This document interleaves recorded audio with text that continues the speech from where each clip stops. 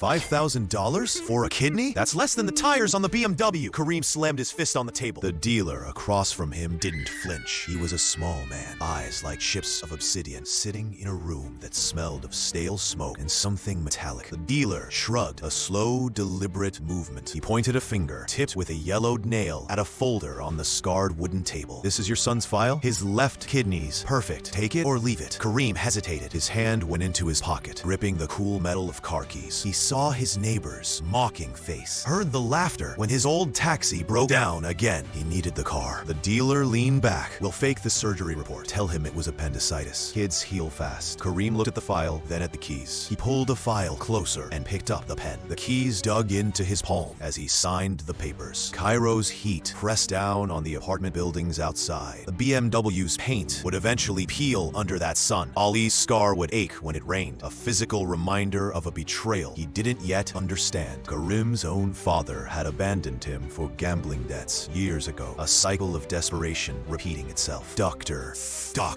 Layla's hospital loomed in the distance, a place where medical files held truths the living tried to bury. Wait! Before I tell you what happened next, then, if you believe a parent's love should be unconditional, hit that like button and subscribe right now. Kareem stood by the hospital bed. Teenage Ali stirred, blinking. Kareem forced a wide smile onto his face. Just appendicitis, Habibi, he said, his voice a little too loud. You'll be fine. Ali's hand drifted to his side, where the bandages were tight. His eyes, still hazy, looked at the new gold watch on Kareem's wrist. It glinted under the fluorescent lights. A nurse came in, holding a clipboard. She glanced at the file attached to the bed, then at Kareem, a small frown creasing her brow. Kareem stepped quickly between her and the bed, ushering her towards the door. He needs rest, Kareem said. Just a simple procedure. The nurse nodded slowly, her eyes lingering on Ali's face before she left. Ali's hand pressed against the bandages. Why does it hurt more than last time? He mumbled. Kareem adjusted the blanket, pulling it higher, hiding the scar he had paid to create. The heart monitor beside the bed beat steadily, a rhythm that seemed to sync with Kareem's nervous foot tapping on the linoleum floor. Days later, the BMW sat gleaming on the street below the apartment building. Kareem leaned against it, polishing the hood with a cloth. Neighbors gathered, some openly envious, others whispering. Kareem revved the engine, the sound loud and powerful. Custom rims! He shouted over the noise. Like a pharaoh's chariot, a neighbor, an older man who had known Kareem for years, scoffed. How'd a taxi driver afford this? He muttered, loud enough for Kareem to hear. Kareem laughed, a booming, forced sound. He slapped the car's hood. Ali watched from the apartment window above, his gaze dropping to the textbook open on his desk. It was Human Anatomy, but diagram of a kidney was circled in his notes. As Kareem boasted, the car sputtered, the engine coughing. Kareem stopped laughing, his face tightening. He kicked a tire, cursing under his breath. The neighbor muttered again, nothing lasts forever. Kareem ignored him, wrestling with the engine. Their BMW's check engine light flickered on the dashboard, a small, persistent orange glow. Kareem clutched his side, the pain sharp and sudden. He was stopped at a traffic light, the BMW idling roughly. His vision blurred.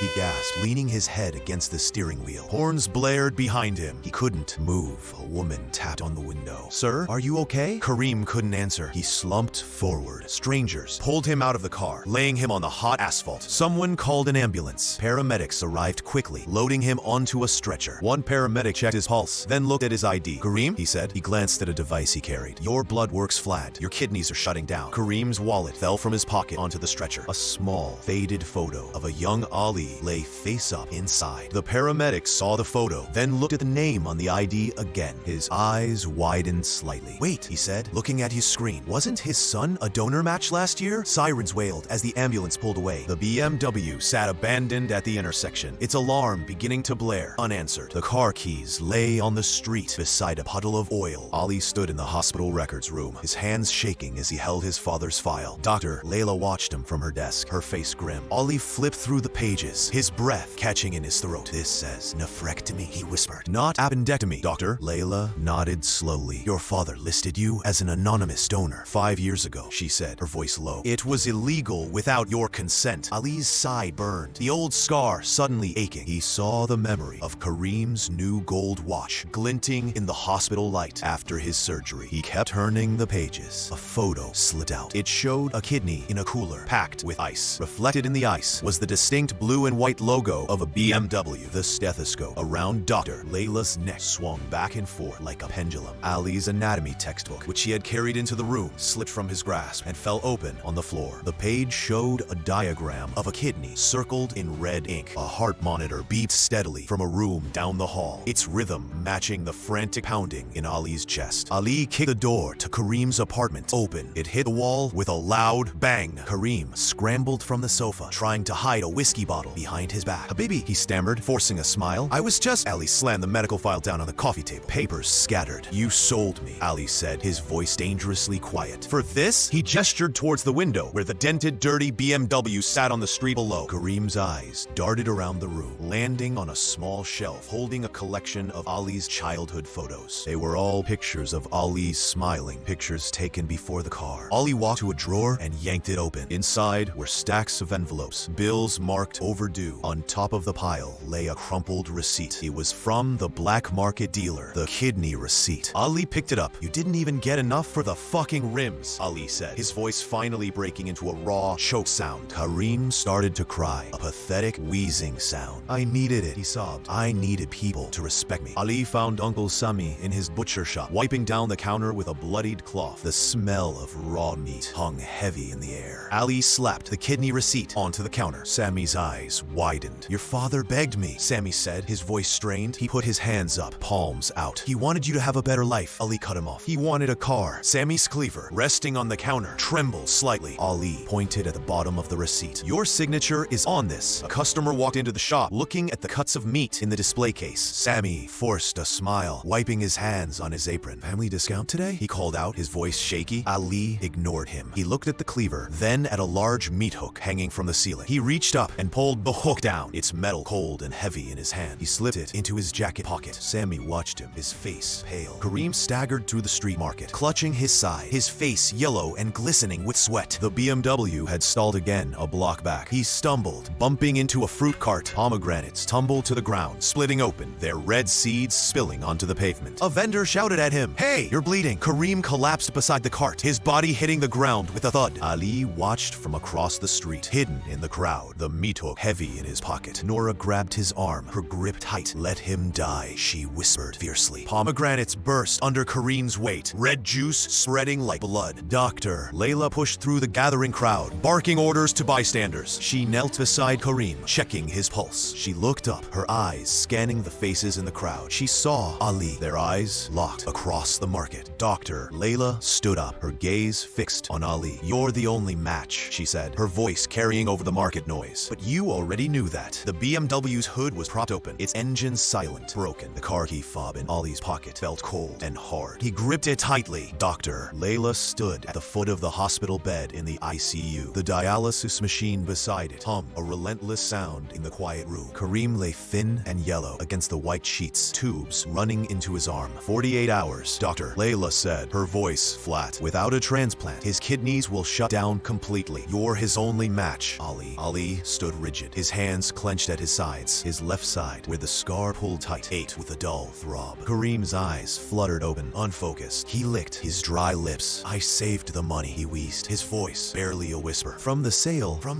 I haven't finished trying to be an actress. I think I can be quite transparent. Maybe we can do what we were told to do and finish very soon. For your university fund." The dialysis machine beat erratically, mimicking the frantic beat of Ali's heart. Ali walked to the bedside. He reached out and ripped open the thin hospital gown covering Kareem's chest. There, just below his ribs, was a faded, matching scar. "You kept one kidney," Ali said, his voice hoarse. "Why not sell both?" The BMW key fob lay on the bedside table, its small indicator light dark, the battery dead. Ali walked onto the hospital roof, the cold night air a shock against his face. He lit a cigarette, watching the smoke curl into the darkness. He saw himself as a boy, sitting beside Kareem in the old taxi, pretending to steer. Uncle Sammy appeared, breathless and sweating despite the cold. "The dealer," Sammy gasped, clutching his chest. "He wants the car back. Says there are no refunds." Ali exhaled smoke slowly. "Tell him it's scrap metal now." Sammy's face paled. He knew Ali had done it. "He'll die," Sammy whispered. Ali flicked a cigarette butt over the edge. "Maybe." Sammy grabbed Ali's arm, his grip surprisingly weak, his skin spotted and liver-colored. "I'm sick too," Sammy mumbled. "We all pay." Ali yanked his arm free. "You paid me," he said, turning away. The cigarette butt burned out on the pavement below. Ali found the black market clinic down a narrow, foul-smelling alley. Malik, the dealer, sat behind a desk, counting money. He looked up, a gold tooth glinting in the dim light. "Well, Well, Malik grinned. Back for more? Need cash? I'll take the other kidney, willingly this time. Ali walked around the desk and slammed Malik's head onto a stainless steel kidney cooler. How much for your liver? Ali snarled. Two large men stepped from the shadows, knives appearing in their hands. Ali didn't flinch. He grabbed a ledger from the desk. Malik yelped. Ali flipped through the pages. He found Kareem's name listed twice. He had tried to sell both kidneys years ago. One was rejected. Malik's Rolex glinted on his wrist, the same model as the watch Kareem had pawned. Ice cracked inside the cooler. Ali stumbled into a dark alley behind the hospital, doubled over, clutching his scar. He retched onto the grimy pavement. Nora found him there, her face etched with worry. She pulled him into a tight hug. He was shaking. I can't let him die, he choked out. Nora held him tighter. He didn't care if you did. Ali pulled away, showing her the ledger. He tried to sell both, Ali whispered, his voice raw. The car cost double. Dr. Layla's voice seemed to echo from the hospital walls. Without a kidney, he'll suffocate in his own waste. Ali's phone rang, a sudden, jarring sound. It was Kareem's number. A nurse was on the line. He's coding, she said urgently. Come now, Nora sobbed, burying her face in her hands. If you go in there, she whispered, her voice muffled, don't come back to me. Before continuing, if you think some betrayals are unforgivable, write it in the comments. Ali stood outside Kareem's room. The dialysis machine inside was screeching, a high, desperate sound. Doctor, Layla blocked his path, her face grim. Decide now, she said. He's drowning in toxins. Ali's hand went to his scar. What if I say no? Layla's eyes held his. Then you'll watch him turn blue. The monitor inside flatlined for 3 agonizing seconds, then stuttered back to life. Ali pushed past her and entered the room. Kareem's eyes fluttered open, fixing on Ali's face. I kept, Kareem wheezed, his breath rattling in his chest. Your university fund is head kill. Your university fund is head kill. It's hidden. Ali leaned closer. You sold me for a car, Ali said, his voice cold and hard. Now it's scrap. In the operating room prep area, a nurse prepped Ali's abdomen. His hands trembled as he signed the consent forms. You'll live with 1 kidney, the nurse said gently, but no contact sports. Take it easy. Nora burst through the door, her face streaked with tears. You promised me a future, she cried. Ali looked at her, his face set. This isn't for him, he said. It's for me. The scalpel on the tray glinted under the bright lights. The nurse lifted Ali's shirt, revealing the faded scar from years ago. Beside the fresh marker line for the new incision. Suddenly, Kareem's voice crackled over the intercom system in the room. Weak but clear. Cancel the surgery. The BMW key fob in Ali's pocket was crushed from his tight grip. In the recovery room, Kareem lay frail and weak, staring at the empty chair beside his bed. Dr. Layla adjusted his IV drip. Your son's kidney is functioning, she said. It's strong. She reached into her pocket and dropped something onto his blanket. It was the car key, bent and unusable. Kareem stared at it, then sobbed into its hands, clutching the broken metal. The monitor beside him showed a steady rhythm. The new kidney already working in his body, a heartbeat shared between them now. A nurse came to the door. Your brother Sammy's here, she whispered to Dr. Layla. He's running away. Not well. Asking for you. Kareem looked up, his eyes red-rimmed. He rasped, his voice barely audible. Tell him I donated nothing. Ali stood on the hospital rooftop at dawn, the cool air biting at his skin. Stitches pulled tight across his side. Nora's voice came from behind him. You kept your promise, she said softly. He didn't turn. She stepped beside him and placed a pomegranate on the ledge, unbroken this time. A faint, metallic screeching sound carried on the wind from the distance, the sound of a car crusher at a scrapyard. Ali picked up the pomegranate and peeled it slowly. The seeds inside were pale, unripe, bitter on his tongue. His phone buzzed in his pocket. He pulled it out. A notification flashed on the screen. Tuition paid in full. He looked out at the city as the sun painted the sky gold, the same color as the BMW's ruined paint had been. His shadow stretched long across the rooftop, no longer the small, betrayed boy Kareem had sold. He turned and walked towards the door, scarred but whole. The crushed car was gone, melted down, raw material for something new.